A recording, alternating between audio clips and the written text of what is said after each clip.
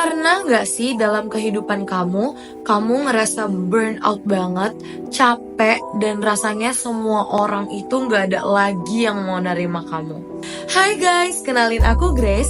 Hari ini aku mau nemenin kalian sambil kita mau review salah satu buku yang saat ini lagi trending banget dari Kak Brian yang langsung jadi mega bestseller, yaitu buku Seporsi Mie Ayam Sebelum Mati.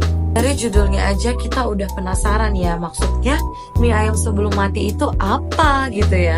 Kalau kamu relate juga sama pertanyaan aku di opening video tadi, tenang aja, kamu gak sendirian. Karena tokoh utama dalam buku ini yaitu Ale sama banget pernah ngalamin yang namanya burnout, stres yang bikin dia sampai mau nyerah sama hidup dan bikin dia mutusin buat mau bunuh diri. Kita buka dengan mengenalkan alur cerita singkat dari buku ini, yaitu tentang Ale yang berulang tahun ke 37 tahun dan udah capek banget sama orang-orang yang ngebully dia karena bentuk fisiknya beda banget sama ekspektasi tampan orang-orang. So, dari kecil Ale udah sering banget dibully sama teman-teman kecilnya, dan bahkan dari keluarganya sendiri selalu ngepres Ale untuk sesuai sama ekspektasi dari keluarganya. Hal ini bikin Ale trauma dan gak mampu lagi untuk berinteraksi sama orang baru, yang bikin dia jadi kena penyakit mental, yang juga bikin dia harus konsumsi obat untuk menenangkan diri dia dan harus konsultasi ke psikolog. Nah, di umur dia ke 37 tahun, dia mutusin buat ngeakhirin hidupnya dengan cara bunuh diri. Tapi sebelum dia bunuh diri, dia mau makan mie ayam kesukaannya di satu warung itu aja, gak mau ganti-ganti. Jadi sebelum dia bunuh diri, dia keluar dari apartemennya, pergi ke tempat mie ayam kesukaan dia. Tapi setelah dia sampai di sana, ternyata toko mie ayamnya tutup. Yang bikin dia penasaran, si mie ayamnya kemana nih gitu kan. Terus selama dia perjalanan mencari si mie ayam dan sampai ketemu mie ayamnya juga, dia banyak banget ngalamin hal-hal unik, hal-hal di luar ekspektasi dan hal-hal di luar rencana Ale, yang harusnya abis makan mie ayam ya aku mau bunuh diri di apartemen aku. Nah, dari banyak orang yang diketemuin Ale selama dia mau cobain mie ayam terakhir dia banyak banget belajar tentang pelajaran hidup yang selama ini dia nggak sadarin.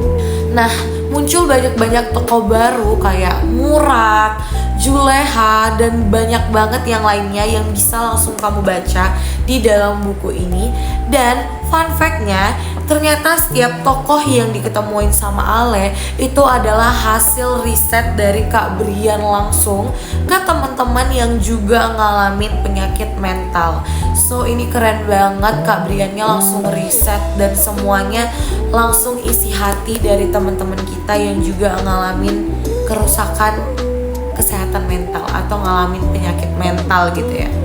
Oke, selanjutnya aku mau kasih tahu teman-teman semuanya kenapa sih buku ini itu cocok banget untuk teman-teman baca.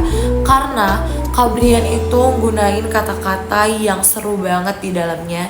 Jadi walaupun Kak Brian ngangkat tema mental health yang termasuk berat gitu ya, tapi penggunaan bahasa Kak Brian di sini nggak bikin kita merasa ke pressure atau kita jadi capek banget mikir apa sih masuk Kak Brian di sini.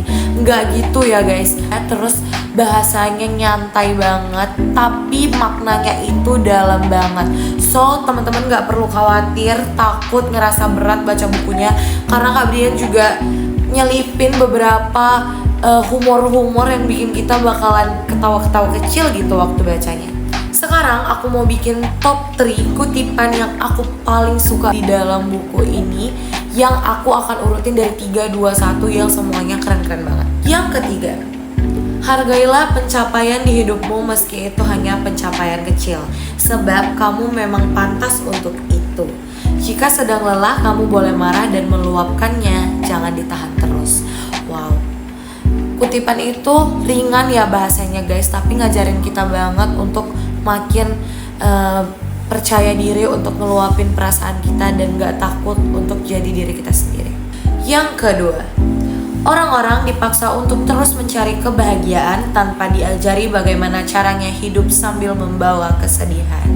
Menurut aku, kutipan ini itu ngasih tahu kita bahwa semua orang itu pasti ngalamin yang namanya sedih, bahagia, tapi tuh kadang kita nggak sadar bahwasanya kita nutupin kesedihan kita dan takut gitu untuk bawa kesedihan kita. Padahal itu normal things ya, dan semua manusia itu pasti ngalamin hal itu. Top 1 kutipan menurut aku yang juga udah banyak berseliweran di sosial media, yaitu demi menyelamatkan kita dari jalan yang salah, terkadang Tuhan akan mematahkan kita sepatah-patahnya.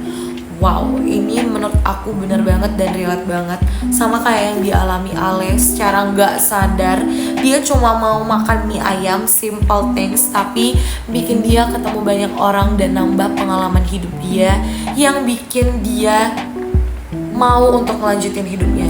Jadi sama dengan mie ayam membuat Ale melanjutkan hidup. Simple things. Oke, kita masuk ke kelemahan dan kelebihan buku ini. Untuk kelebihan, kayaknya aku dari tadi udah mention semuanya. Kak Brian keren banget, pakai bahasa yang keren banget, dan kutipannya juga keren banget, relate banget untuk Gen Z masa sekarang, dan cocok banget untuk semua generasi ya menurut aku. Untuk kelemahannya, mungkin aku di sini penasaran banget sama titik-titik kecil yang gak dilanjutin sama Kak Brian, karena beberapa orang yang dijumpai nih sama Ale gak dijelasin kelanjutannya gimana, tapi itu bikin aku penasaran dan pengen lebih tahu kelanjutan dari cerita Ale ke depannya, dan semoga aja ada seporsi mie ayam sebelum mati. Selain itu, novel ini, cerita ini menurut aku dan karya ini udah keren banget dan layak banget untuk kalian beli dan kalian baca.